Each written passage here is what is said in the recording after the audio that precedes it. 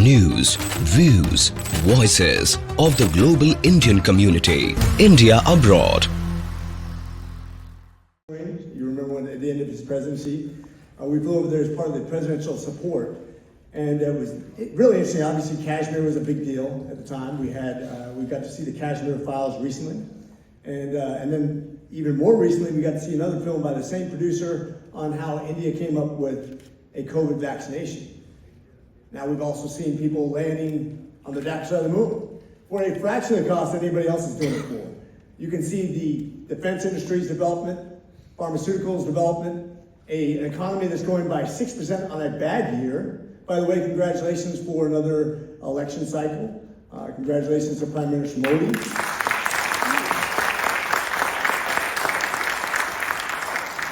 It's exciting to see democracy going the way it is over there and to see the strength of a nation that's going to be strategically important to us into the future. What's really interesting to me, when I was there on Holi so many years ago, there were all kinds of advertisements of a game called cricket. Now, you guys remember, you may have a main opponent. Guess who you were about to play during that time? Who you were advertising?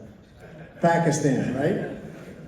Well, guess what? Just a couple weeks ago, I was down in Dallas and I was talking to the United States cricket team, giving them a motivational speech.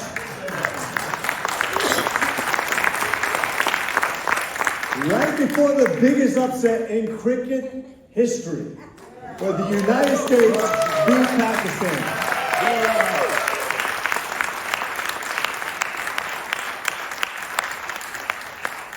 I'm not saying it was me, but it was a great speech. It was perfect. Just saying. But I'm actually a rugby player, and so I believe in the underdog story. I believe in British sports. It was neat to see this team of upstarts kind of living the American dream, many of them Indian Diaspora. Go out there and do something spectacular to live this dream, and we're not done yet. This is World Cup stuff, and it's going to be held right here in the United States. That is exciting. And once again, it ties us to the Indian culture. And to watch that happen, and I'm going to tell you, if you're not paying attention, there's some really exciting things going on in the immigration policy. People are all upset right now.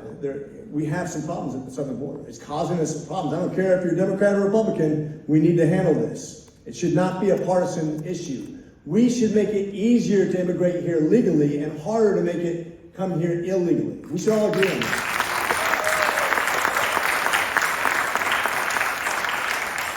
Unfortunately, a lot of us are encouraging just the opposite behavior. I don't like it at all. That's why we have an immigration bill, bipartisan, with exactly the same Republicans and Democrats, 16 each, on my 65-42.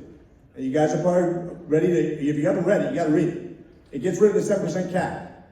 It gets rid of the backlog. Instead of taking 20 years to become a citizen, it gets rid of all the backlog and actually gives you a fair shake to a community, especially, in fact, when I briefed it to Chairman Jordan, he said, so this is going to basically probably benefit the Indian diaspora more than anybody. I was like, yes, sir. He said, okay. And that's who we need to get past now. So I need your help on a couple things. Now, I got help. I got help in Congress on both sides of the aisle, but I need your help. Whatever congressman you have, if they haven't already co-sponsored this bill, tell them, get on this bill. It's a great bill. It's not a partisan bill. It's to the benefit of this country. And it's common sense. It actually limits countries like China and North Korea, Russia and Iran from participating in IT industries where it's protected information. We have our friends and we have people who are more nefarious. It does good things for it. It opens up an industry that we know benefits from Indian immigration, IT. We have to make sure, though, that your congressman, no matter what state you're from, is on this bill. And let's go a step further. I need your help with Jim Jordan. I've talked to him a few times. I caught him in the shower one time. He was shaving. He's got his towel on. I'm like, by the way, sir, I'm still looking for that bill to come to the floor. And I caught him on the floor, and I caught him in the hallways. I caught him over the CAC. But I need your help. I want everybody calling his office from every district. Get your friends out. Call his office. Bombard him. There is strength in numbers. That's what democracy is about. That's what we're about. I'm going to do that old commercial. I need you. I need you. Come help us pass this because it's going to benefit all of us, not just the Indian diaspora, but America in general. And then we'll tackle the immigration process as a whole, because I think we need to talk about hotel industry, IT, agriculture, medical people. We can attack this from every direction. We need a flexible, expansionist immigration policy for legal immigrants who are going to do the right thing. We need that to be a strong America. Otherwise, we will not be pro-business. And I want you to pay attention to who your friends are. I don't care if you're a Republican or Democrat. Who is limiting your access to schools? Who is putting forth legislation that punishes you in California because they want to put you in a caste system? Who doesn't want to be friends with you militarily?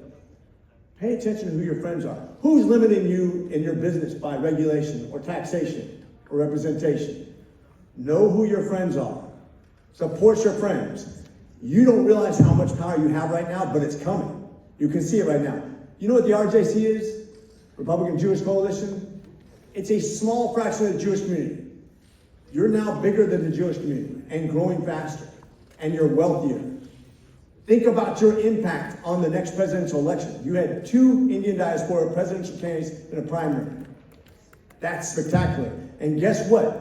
If the RJC can have every single Republican presidential candidate come before it, imagine what you can do. What kind of power you hold. What kind of influence you have.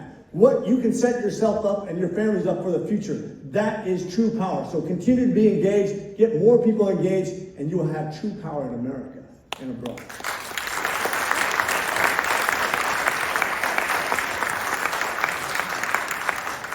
Now, I did my genetics testing. I am 2% Indian, apparently. Know who your friends are. God bless you. Step apart.